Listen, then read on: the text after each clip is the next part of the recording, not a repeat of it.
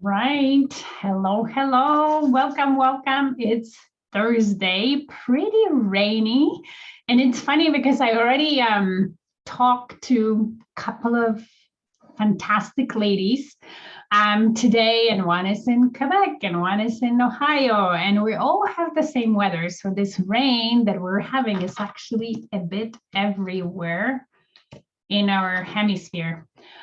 So welcome to day 14, create one good habit for good challenge, day 14, which is amazing. Look at that. Tomorrow is day 15, so 2/3 down the line, and we'll have one more week left.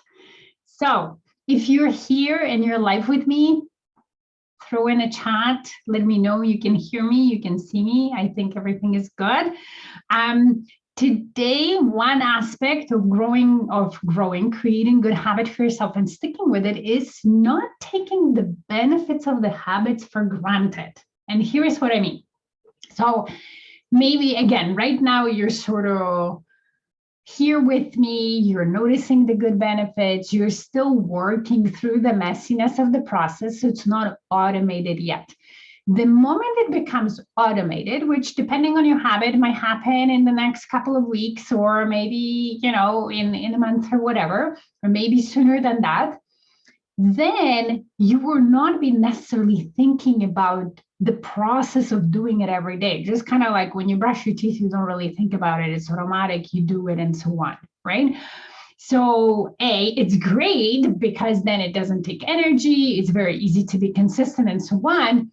But our brain can be sneaky, and it can be sneaky in a way that it can disassociate the process of doing this habit every day or however often you're doing it from the benefits of it.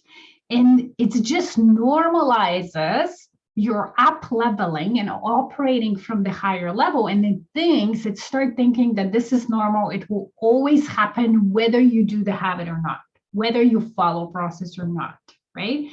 And it's sort of like, think about it like sometimes, if you buy a new car and you're so happy and excited about the car and so on, and you're like, every time you go in, you feel amazing and so on.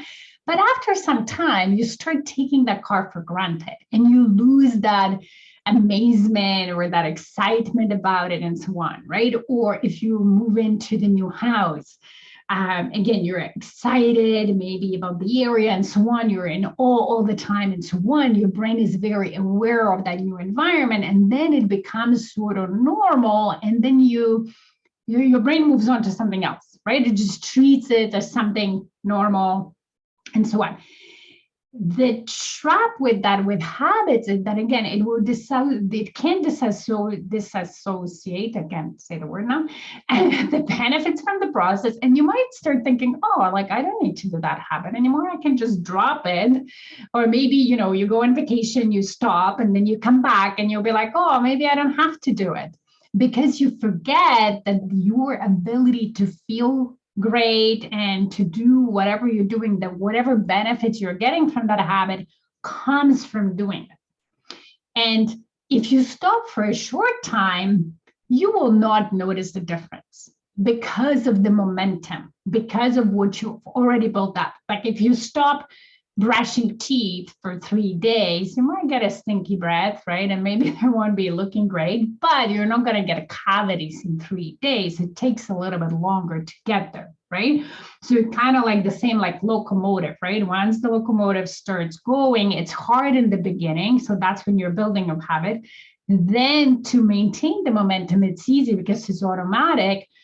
And to stop the locomotive, it needs space, or even like a plane, it still needs time to slow down and completely stop. So if you stop your habit, you will still feel the benefit for some time, but at some point you will lose it, right? So then you'll be like, oh, I feel stressed again, and I don't feel as grounded. I'm losing my patience, or, I'm not feeling as well. I'm not feeling as healthy because I stopped working out and so on. Okay. And so it get to the point. And my my lesson for today, or my precaution, is that if you stop long enough to lose the benefits, if you wanted to take it up again, it's going to take you again over all that effort that you're going through now to build it up. It's not like bike ride that, oh, I haven't ridden a bike, I haven't rode a bike for a year and I would just pick it up whenever. It's more like starting a locomotive. Once the locomotive starts, the beginning to build up the momentum requires a lot of fuel, a lot of energy, a lot of focus. Why do that when you can just easily cruise and maintain the momentum by continuing to do the habit and sort of, again, remembering that the benefits come from practice, right? And no disassociating the benefits from the practice, okay? And the best way to remember is to celebrate and be grateful for those benefits from time to time. So the same way we're celebrating your progress at least a couple of times a week, once you are already kind of established and you run it on autopilot, take time from time to time and be grateful for the benefits you're experiencing, right? You're experiencing. Be intentional, be present, remind yourself how amazing it feels by not looking at your phone first thing in the morning, or how grounded you are, or what kind of great ideas you come up with when you have journaling and a reflection time, or when you're drinking more water, how good you feel that day, or whatever the case might be. So the journaling practice of gratitude is amazing. You can do it on any paper. I have my journal to do it every day with the prompts, but it can be done on any notebook, doesn't matter. To just not lose sight of the benefits and not normalize them to the point where you'll be like, oh yeah, whether I do the practice or not, they would just be there. Okay. So this is my little nugget for today. See you tomorrow, day 15. We'll definitely celebrate day 15, 3 weeks in. If you have any questions, tag me or message me. I will be happy to answer them. Have a fantastic Thursday. Bye.